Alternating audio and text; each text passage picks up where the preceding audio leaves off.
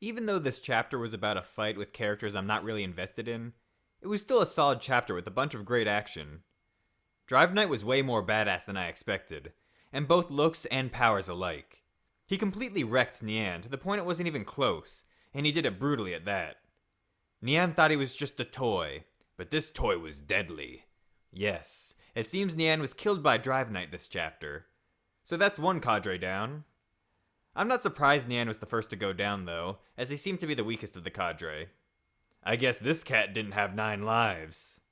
Okay, I'll see myself out. Drive Knight has a bunch of crazy transformations. He can turn into a badass motorcycle, a horseman, a rocket, and a large mech.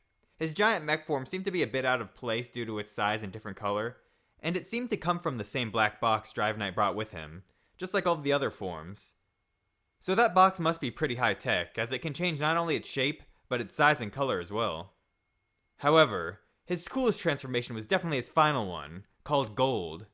He looked like some sort of metallic Super Saiyan, and the power of this form was no joke. This is the form he finally put Nian down with. Each form had their own set of cool abilities. His motorcycle form can move at incredible speeds, while spewing out poison gas and acid, while also shooting missiles. His horseman form is good for kicking. If you've ever been at the business end of a horse, you should know it's not a pleasant experience. I for one have been trampled by a miniature horse as a child. Luckily, my durability is better than Nian's, so I survived. Drive Knight's flying form can fly, surprise surprise. That's the only thing he actually used it for though, so we didn't see its combat capabilities. But with the speed he's able to transform, it doesn't even matter, as he was able to instantly transform into his large mech form, where he punched Nian right into the ground, creating massive damage to the surrounding area. His gold form has increased basic stats, but its main power is heat, being able to create temperatures hot enough to roast Nian, and blades that can extend out of his arms, which he used to stab Nian with, finishing him off with a massive explosion. Poor Nian had all of his strategies foiled throughout this fight.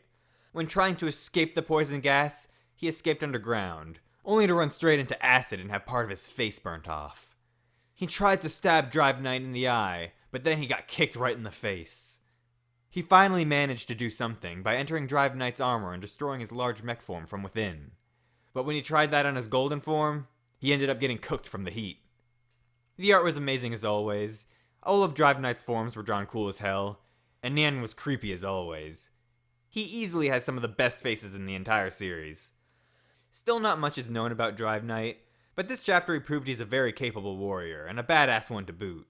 So I'm looking forward to seeing him in action again. He probably has a lot more forms we haven't seen yet, and a team up with him and Genos, especially while in his gold form, would be really cool.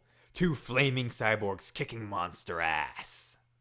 I bet with all of his tech, Drive Knight would make a great second butler for Saitama as well. Since this battle seems to be done and over with, we'll probably be moving on to the other cadre fights next chapter. I don't really have a preference of which one's next, as they all need to be finished eventually, and they're all pretty interesting anyways.